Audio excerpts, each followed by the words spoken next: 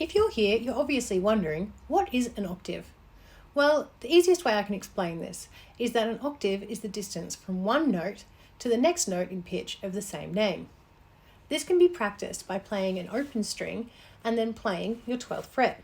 For example, A to A, or E to E, or C to C.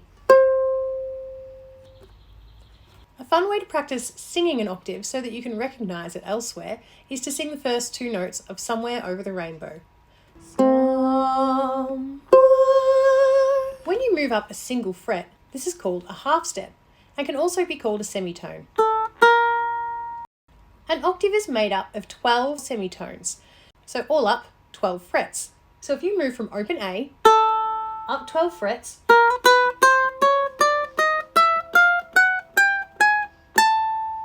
you are back to A again.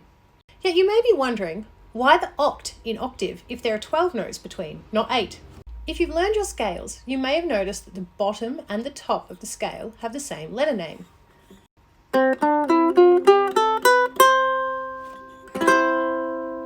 The first and last note, ascending in a scale, make an octave. The major scale is made up of 8 notes. In the case of C major, these notes are C, D, E, F, G, A, B, C. So an octave can be described as being 8 notes apart, as in theory we often speak in steps in relation to the major scale.